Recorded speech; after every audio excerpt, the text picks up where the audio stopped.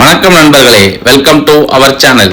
இன்னைக்கு நம்ம மார்க்கெட்டில் வந்திருக்கிற டபிள்யூ மார்க் கிளிப்பரை பற்றி தான் பார்க்க போகிறோம். இந்த கிளிப்பரோட டிசைன் எப்படி இருக்குது, இதோட பேட்டரி குவாலிட்டி, மற்றபடி என்னென்ன இருக்குது உள்ள எல்லாமே நம்ம ஒரு அன்பாக்சிங்கில் பார்க்கலாம்.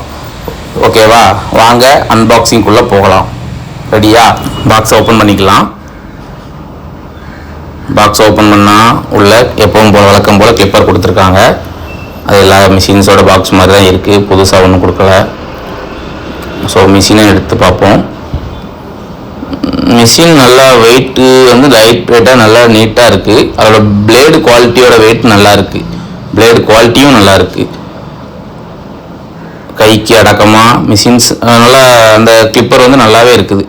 அதே மாதிரி அதோட சவுண்டு தான், நம்ம மோட்டர் சவுண்டு எப்படி இருக்குன்னு பார்ப்போம். அதை செக் பண்ணி பார்க்கலாம். 4 அட்ஜஸ்டபிள் இது கொடுத்துருக்காங்க, லென்த்து கொடுத்துருக்காங்க. அதுவும் ஓரளவு நல்லாவே நமக்கு நல்லா இருக்குது. மோட்டார் சவுண்டை வேணால் டெஸ்ட் பண்ணி பார்ப்போம்.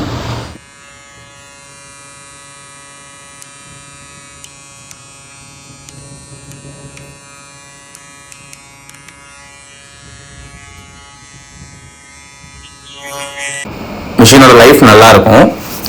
நெக்ஸ்ட் இந்த மிஷினை வச்சு பார்த்தீங்கன்னா டபிள்யூ மார்க் என்னை பொறுத்த வரைக்கும் கொஞ்சம் நல்லா தான் இருக்குது.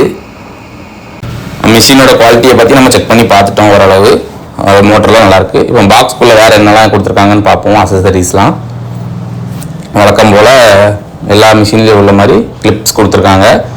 கிளிப்ஸ் ஃபுல்லாகவே பார்த்தீங்கன்னா 1 to 10 வரைக்கும் கொடுத்துருக்குறாங்க. அப்புறமா அதோட எம்எம் கணக்கு செக் பண்ணி பார்த்தீங்கன்னா உங்களுக்கு ஓரளவு ஐடியா கிடைக்கும் நீங்கள் கட் பண்ணுறதுக்கு. அடுத்ததாக உள்ளே ஒரு ஆயில் கொடுத்துருக்காங்க.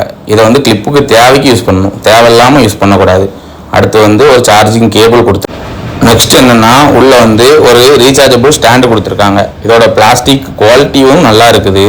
அவங்களோட லோகோ போட்டு கொடுத்துருக்காங்க. நம்ம ஸ்டாண்டிங்கில் வச்சதுனால கட்டிங் பண்ணிட்டு அதை வைக்கும்போது நமக்கு கொஞ்சம் நல்லாயிருக்கும். அப்புறம் பார்த்தீங்கன்னா ஒரு மேனுவல் கொடுத்துருக்காங்க. இது நமக்கு வழக்கம் போல தான், மிஷின்ஸில் என்னென்ன இருக்குது, எப்படி எப்படி இருக்குது அப்படிங்கிறத நம்ம பார்த்து தெரிஞ்சுக்கலாம். அதை அப்படியே உள்ளே வச்சுருவோம், அது நமக்கு தேவையில்லை. ஏன்னா மிஷினை பற்றி நமக்கு தெரியும்.